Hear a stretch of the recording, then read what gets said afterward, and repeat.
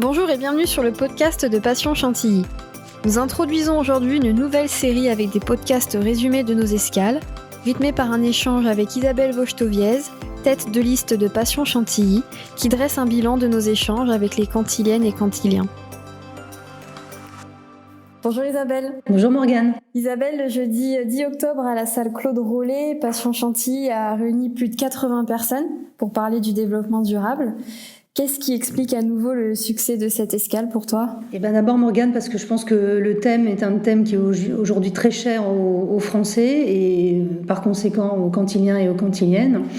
Et je pense qu'ils avaient envie de se rassembler autour de ce thème pour parler avec nous du développement durable et de tout ce que ça implique dans la ville de Chantilly. Donner la parole aux Cantiliens, c'est important, ça fait partie de la démocratie participative. Et je crois que tous ceux qui étaient là ont pu s'exprimer sur tous les thèmes qui ont été abordés. Et c'était important de pouvoir le faire. Voilà, c'était une soirée qui était dynamique, positive, et on espère qu'il y en aura d'autres. Cette escale, on l'a organisée d'ailleurs méthodiquement pour aborder concrètement des sujets clés du développement durable, en mettant en avant que le développement durable, ce n'est pas que l'environnement, c'est aussi le social et l'économie. Et on a pu échanger notamment avec l'Assemblée sur le transport, le DUC, l'inclusion numérique, les circuits courts, le bio, l'énergie, le réchauffement climatique. Et j'aimerais qu'on rebalaye ensemble un petit peu ce qui s'est principalement dit et ce qui en est ressorti. Commencer par celui des transports. Est-ce que tu peux nous en dire plus ? Effectivement, le transport, la circulation, l'utilisation de la voiture, c'est certainement ce qui pollue le plus aujourd'hui dans une ville. On parlera après évidemment du chauffage dans les maisons. À Chantilly, on a depuis longtemps un transport gratuit qui permet à tous les Cantiliens et toutes les Cantiliennes de pouvoir traverser la ville, aller au marché, aller à la gare. Et on tient vraiment à ce service qui est en plein dans ce qui est aujourd'hui le développement durable. Pourquoi ? Parce que ça évite aux gens de prendre leur véhicule, de prendre leur voiture. Il est gratuit, donc c'est complètement facilité pour les gens et c'est quelque chose qu'il faut évidemment maintenir. Ce service, il est financé par le paiement du stationnement. Sur la voie publique, ça permet à toute personne, que ce soit les jeunes, les personnes les plus âgées, de pouvoir aller en centre-ville ou aller travailler pour les actifs de façon gratuite. Enfin, on a aussi parlé beaucoup des déplacements doux.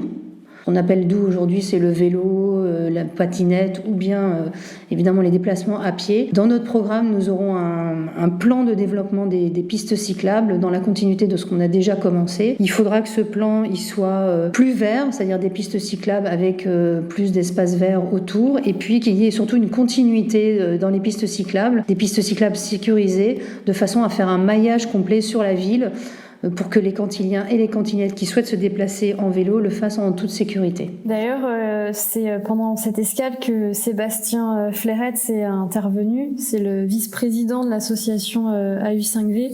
Et je crois que c'est une personne que tu as souhaité aussi intégrer dans ta liste pour toutes ces raisons-là autour des sujets du vélo. Effectivement, Sébastien fait partie de l'association AU5V donc pour la promotion du vélo dans le sud de l'Oise. C'est une association qui est très importante parce qu'ils entament des réflexions avec les élus locaux et avec les collectivités sur les implantations de pistes cyclables, sur la pédagogie aussi. Ils interviennent dans les écoles. Et moi, je suis très heureuse que Sébastien fasse partie de mon équipe parce qu'il a d'abord, il a envie de faire et il a une vraie expertise sur tout ce qui est circulation douce. On a aussi beaucoup parlé d'énergie pendant cette escale. Qu'attendent les Cantiliens sur ça ? Alors l'énergie, notamment l'éclairage public, c'est un facteur important de dépenses et puis aussi d'utilisation de l'énergie. 50% de la facture d'électricité de la ville, c'est l'éclairage public. Donc il faut aussi avoir un plan de renouvellement de cet éclairage avec bien sûr des LED, avec des abaissements la nuit, avec peut-être des endroits aussi éteints comme actuellement, mais peut-être plus d'endroits éteints la nuit parce que c'est pas nécessaire d'éclairer quand il y a personne dans les rues ou personne sur les parkings. Donc ça fera partie effectivement d'un plan économie d'énergie important pour les années futures. Il a aussi été question des circuits courts et du bio. Il y a déjà des choses qui sont mises en place à Chantilly. Peux-tu revenir dessus ? Alors effectivement, le bio et les circuits courts sont aussi des préoccupations des Cantiliens et des Cantiliennes, notamment pour les repas qui sont servis dans les écoles et au centre aéré. On a actuellement un marché qui permet d'avoir des circuits courts, donc pour la fourniture notamment des légumes, des fruits, enfin des denrées qui servent à faire les repas. On a introduit 20% de bio dans tous les repas des écoles, mais je crois qu'il faudra qu'on aille plus loin. On pourra aller plus loin, notamment en demandant plus de circuits courts sur les commerçants du marché de Chantilly qui viennent le samedi et le mercredi. Voilà, il faudra qu'on soit beaucoup plus actif sur ce sujet, et il faudra le faire évidemment en partenariat avec l'entreprise avec laquelle on travaillera pour la fourniture des repas, et puis évidemment avec les parents d'élèves avec qui on travaille chaque mois pour l'élaboration des repas, pour voir quels sont les meilleurs moyens pour diminuer le transport des denrées, et puis introduire évidemment du bio dans les cantines scolaires. On a aussi parlé d'inclusion numérique qui fait partie du pilier du social, du développement durable. Comment tu vois cette partie dans les prochaines années, et est-ce que tu peux nous dévoiler un petit peu les propositions qu'on a pu faire autour de ce sujet ? Alors, l'inclusion numérique, c'est important parce qu'aujourd'hui, beaucoup de choses se font grâce au numérique, et il y a des personnes qui restent éloignées du numérique. Alors, je pense aux personnes âgées, mais pas seulement. Il y a aussi des personnes qui ne sont pas équipées parce qu'il manque de moyens. Donc, il faudra développer des partenariats, des aides pour que ces personnes ne restent pas isolées par rapport à ça. On pense notamment, pendant la semaine bleue, demander à des jeunes ou des scolaires de venir aider les personnes âgées pour utiliser une application, pour utiliser un mobile, permettre à ces personnes de ne pas être éloignées du numérique et à ne pas être encore plus isolées qu'ils pourraient l'être. Pour toute la partie réchauffement climatique, on a senti une assemblée très curieuse avec l'intervention de Florence Brunet, une assemblée qui était très intéressée par la façon dont la ville peut répondre aux enjeux du réchauffement climatique. Est-ce que tu peux revenir sur ces idées, notamment sur la végétalisation de la ville dont on a beaucoup parlé ?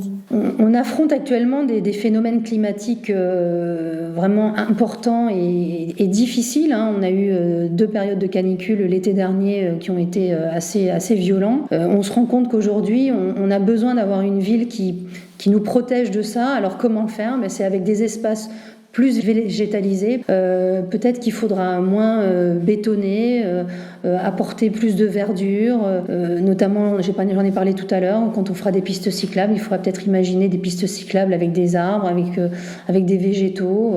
C'est quelque chose de très important, et on a senti effectivement dans la salle des gens très très intéressés à cela. Il faudra aussi repenser peut-être notre façon de construire ou de rénover les bâtiments. Enfin voilà, il y a beaucoup de choses à faire dans ce domaine-là. En tout cas, il y a une chose qui je crois, a touché l'Assemblée, c'est qu'on a précisé que notre envie, c'était de préserver les espaces naturels de Chantilly, qui existent déjà à Chantilly. On a parlé du Bois-Bourillon, on a parlé évidemment de la forêt, on a parlé du canal Saint-Jean, de l'île des eaux minérales, de la petite pelouse. On ne souhaite pas que ces endroits soient bétonnés, soient envahis, mais qu'il reste des espaces naturels dans lesquels les Cantiliens et les Cantiliennes puissent aller se promener. J'aimerais maintenant qu'on revienne sur l'ambiance de cette escale qui a duré 1h15, voire même 1h30.